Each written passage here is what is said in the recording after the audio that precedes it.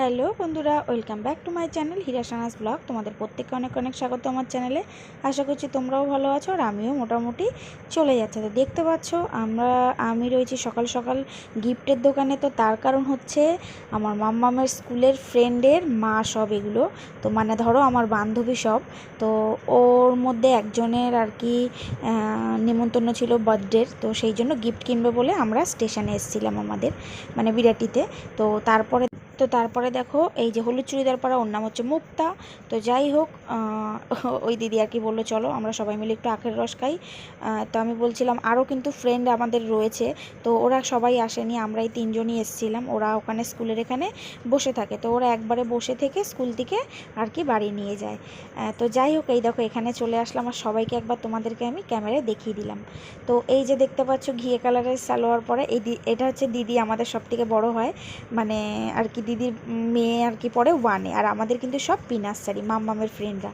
তো তারপরে দেখো হঠাৎ করে আর কি এই যে আরেকজন দেখতে পাচ্ছ কুর্তি পরা হলুদ, যাকে একটু আগে দেখলে, ওর নাম হচ্ছে ঈশা, ঠিক আছে। তো ও হঠাৎ দেখছি রং এনেছে। তো আমার সত্যি কথা জানো তো খেয়ালই ছিল না যে আজকে আমাদের স্কুল লাস্ট আর কি দোলের আগে। তো দেখো আমাদের কিন্তু দোল খেলা শুরু হয়ে গেছে। তো স্কুলে ও রং এনেছিল, আরও দুজনও রং এনেছিল। তো তারপরে দেখো এখানে কিন্তু মাম্মামের ছুটির প্রায় টাইম হয়ে এসেছিলো।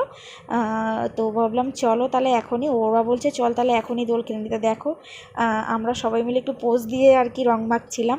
তো এই দেখো ওরা আবার একটু হাই করছে। এই যে এটা হচ্ছে ঈশা, ঠিক আছে। এইটা হচ্ছে অর্পিতা, যেটা ব্লু কালারের কুর্তি পরা। আর এই আসলে আমি না কি হয়েছে জানো তো, নাম গুলিয়ে ফেলেছি। তো যাই হোক, পরে পরে কখনো তোমাদেরকে আমি ঠিকঠাক করে সবার নাম জানিয়ে দেবো। তো তারপরে দেখো এখানে কিভাবে রং খেলা শুরু করেছে, দেখো একটু পরে আমাকে পুরো ভূত করে দেবে। তো দেখো কোথায় কোথায় রং মাখাচ্ছে, কি আর বলবো। যাই হোক, আমি বললাম আমার কুর্তিটা পুরো শেষ। তো এই দেখো ফাইনালি কিন্তু আমাদের রং ফং খেলা কমপ্লিট। আর এই দেখো আরেকজন পোজ দিচ্ছে, এই যে হচ্ছে পোজ দেওয়ার মাস্টার একদম, ঠিক আছে। তো এটা হচ্ছে অর্পিতা, এটা হচ্ছে ঈশা, ঠিক আছে, আর এটা হচ্ছে মুক্তা। তো দেখো বন্ধুরা, দুপুরে খাওয়া দাওয়া কমপ্লিট করে একটু বসলাম জাস্ট, কারণ শরীরটা আমার ভালো নেই, তোমাদেরকে তো বলছিলামই। তো ওই রকমই আছে মানে শরীরের কন্ডিশান। মানে এখন না খালি ঘুম পাচ্ছে, কিন্তু আমাকে এখন মেশিনে বসতে হবে।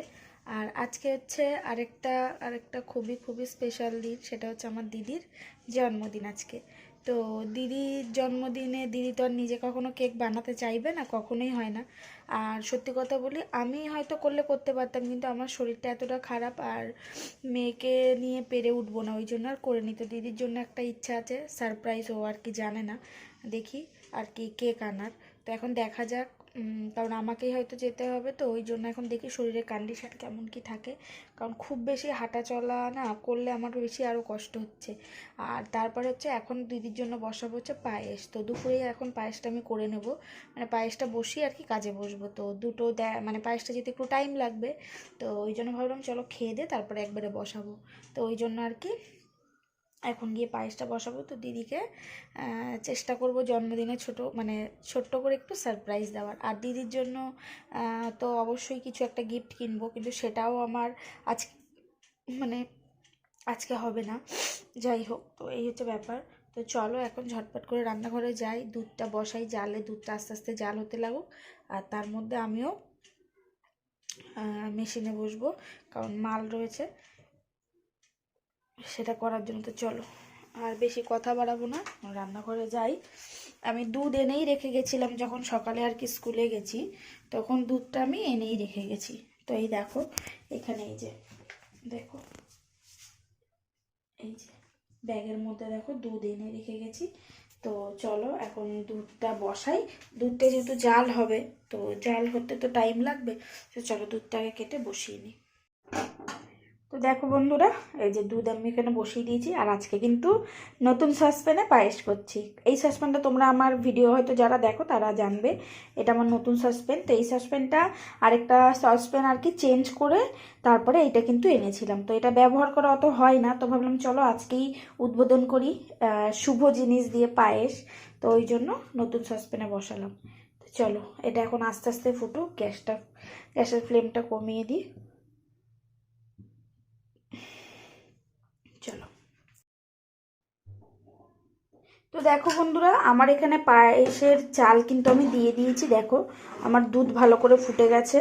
তো ফুটে যাওয়ার পর আমি চাল দিয়ে দিয়েছি, আর এখন চালটাও মোটামুটি ফুটে গেছে। আসলে বাইরে কাজ করছিলাম, করতে করতে আমার আর খেয়াল ছিল না যে তোমাদেরকে আর কি দেখাবো। তো যাই হোক, এখানে দেখো আমি এখন চালটা ফুটে গেলে ভালো করে তারপরে দেবো হচ্ছে চিনি।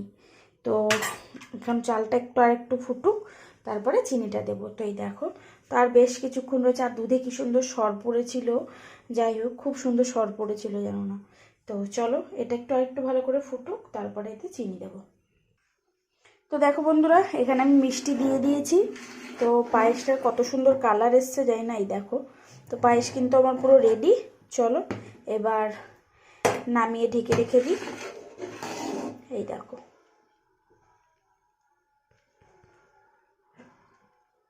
পায়েস পুরো রেডি। তো দেখো বন্ধুরা, তারপরে বিকেল থেকে মানে সন্ধ্যার থেকে আমার প্রচণ্ড শরীর খারাপ ছিল, আমি শুয়েছিলাম, আমার অবস্থা দেখে হয়তো বুঝতে পারবে। তো যাই হোক, তারপরে অনেক কষ্ট করে দোকান থেকে গিয়ে কেক এনেছি।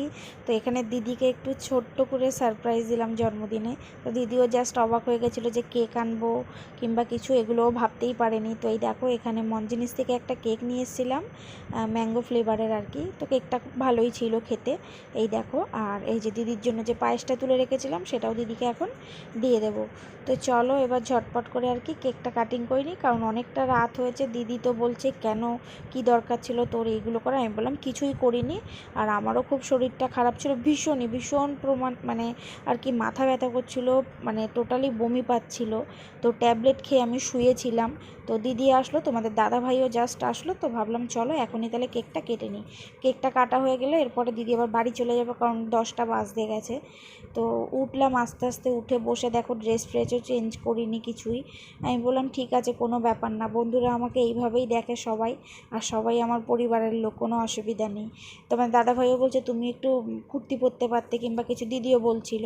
তো যাই হোক, এখানে দিদিকে একটু পায়েস খাইয়ে দিচ্ছিলাম, মাম্মামকে বললাম। তো মাম্মাম কিন্তু পায়েস কিছুতেই খাবে না, যেহেতু ও সন্ধ্যাবেলা একটু পায়েস খেয়েছে আর কি, সেই জন্য। তো আমি বললাম যে চল পায়েসটা তোকে খাইয়ে দিই, তারপরে তুই কেকটা কাটিং কর। তো সত্যি কথা জানো তো, কখনো আমার দিদির জন্মদিনও সেভাবে পালন করা হয়নি। দিদি বরঞ্চ আমার জন্মদিনটা শত কিছুর মধ্যেও চেষ্টা করে পালন করার। তো ওই জন্য ভাবলাম এইটুকুনি তো করাই যায়, তাই না বলো?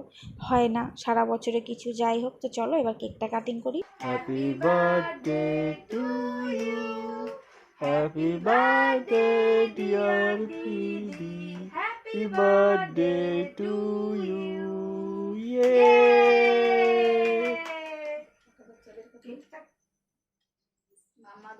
তো যাই হোক, দেখো কেক কাটিং করা হয়ে গেছে, এবার একটু দিদিকে কেকটা খাইয়ে দিই। তো সত্যি কথা বলতে গেলে আর কিছু বেশি আয়োজন করতে পারলাম না, কিছুই রান্নাবান্না করেও একটু খেতে দিতে পারলাম না, নিজেরও একটু আফসোস লাগছিল। তো যাই হোক, পরে হবে, অসুবিধা নেই। আর দিদি বলছে কোনো প্রয়োজনই ছিল না, যাই হোক এই জন্য। তো এইখানে দেখো মাম্মাম এই উপরের যে ম্যাঙ্গোটা রয়েছে, মানে আমটা রয়েছে আর কি কেকের উপরে, এইটা খাবে বলে বায়না করছে, ওই জন্য কেক মুখেই নেবে না। তো আমি বললাম চলো তোমাকে আমি দিচ্ছি। ওই দেখো কিছুতেই ও কেক খাবে না। তো যাই হোক চলো, দিদির তো কেক কাটিং হয়ে গেছে। তো চলো এবার সবাই মিলে ভাগযোগ করে কেকটা খাই। তো দেখো বন্ধুরা, একেবারে বিছানার মধ্যে ঢুকে গেছি। আর সত্যি কথা বলি, দিদিকে যেভাবে সারপ্রাইজটা দেবো ভেবেছিলাম, দিতে পারিনি, কারণ সন্ধ্যা মানে বিকেল থেকে হচ্ছে প্রচণ্ড পরিমাণে মাথা ব্যথা আমার, যাকে বলে। তো অনেক কষ্ট করে ওইটুখানি অ্যারেঞ্জ করতে পেরেছিলাম, তো সেভাবে আর কি ওকে সারপ্রাইজটা দিতে পারিনি। যাই হোক, তো দিদি খুব খুশি হয়েছে। তো মানে প্রচণ্ড পরিমাণে এখন আবার শুরু হয়েছে। আমি মানে সন্ধ্যাবেলায় ট্যাবলেট খেয়েছি আর কি মাথা যন্ত্রণার। তো এখন আবার করছে, কিন্তু এখন আর খাবো না, এখন শুয়ে পড়বো। তো ভাবলাম চলো তার আগে ভিডিওটাকে শেষ করি। তো যাই হোক, চলো আজকের ভিডিওটা এখানেই শেষ করব। ভিডিওটা যদি ভালো লাগে অবশ্যই লাইক করবে, কমেন্ট করে জানাবে কেমন লাগলো। আর যারা এখনও চ্যানেলে নতুন তারা কিন্তু চ্যানেলটাকে অবশ্যই সাবস্ক্রাইব করে দেবে, আর পাশে থাকা বেল নোটিফিকেশানটাকেও অন করে দেবে। তো চলো আজকের মতো টাটা জানাচ্ছি, তোমাদের সাথে দেখা হবে আবার নতুন একটা ভিডিওর সাথে। চলো আজকে টাটা, সবাইকে গুড নাইট।